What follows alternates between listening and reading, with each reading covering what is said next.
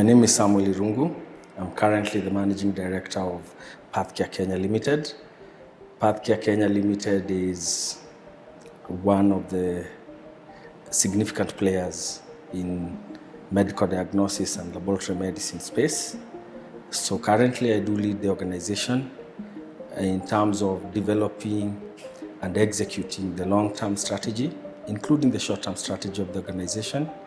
My current preoccupation today is to really see it and see to it that every Kenyan, regardless of which county they come from, regardless of which corner of the country they come from, when they go see a doctor and they have to go to laboratory, that they are able to go to a very good quality laboratory that is accessible to them, closer to them geographically, closer to them in terms of affordability, because that's also another critical issue. As you know, most of our people in Kenya, affordability is an issue.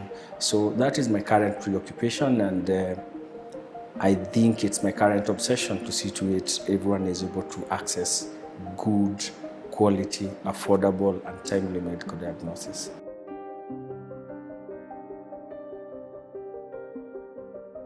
I think there is still room to make a big difference, because when you look at, for example, healthcare, where I'm a leader in the healthcare industry, you will see that we still have a very, very long way to go in terms of our people being able to access good medical diagnosis that is quality, that is timely, that is affordable.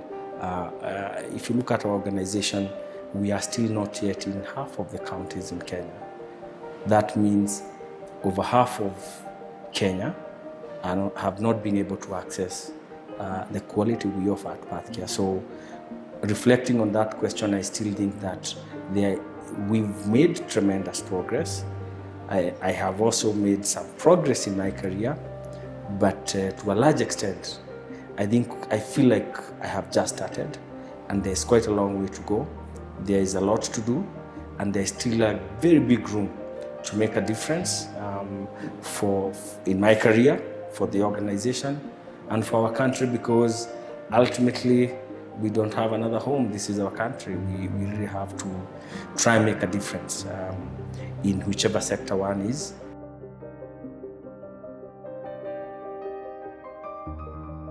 Talking of humble beginnings, I grew up in rural Nyeri, went to the normal primary school people used to go to that time without shoes.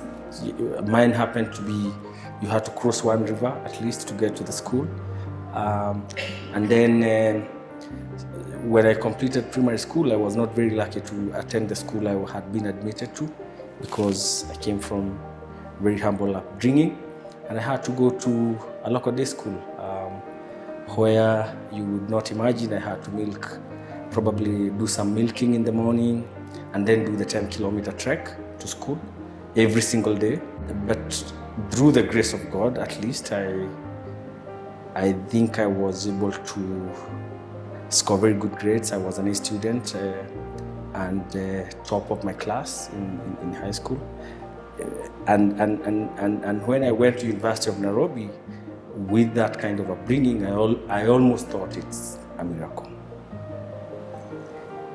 Being here today doing this interview, I still feel it's a miracle. And I think that has shaped me a lot. I've never believed in the word impossible.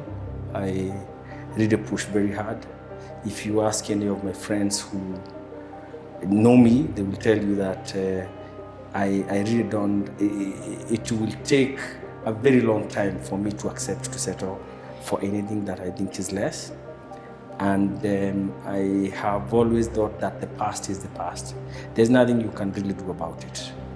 But the future, I've always thought it's in our hands. And I think it's the same principles that I have tried to apply even in business leadership.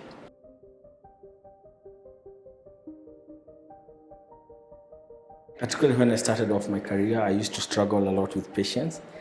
I think I still do. But since becoming a father, probably not to the same extent, because kids have a way of making you patient. You don't have a choice. The baby steps are the baby steps. And the baby steps are is about patience. You've got to be very patient, and therefore I think, positively, fatherhood has changed me in that sense. You just have to be patient, a little bit gentle with people. Kids teach you some of that.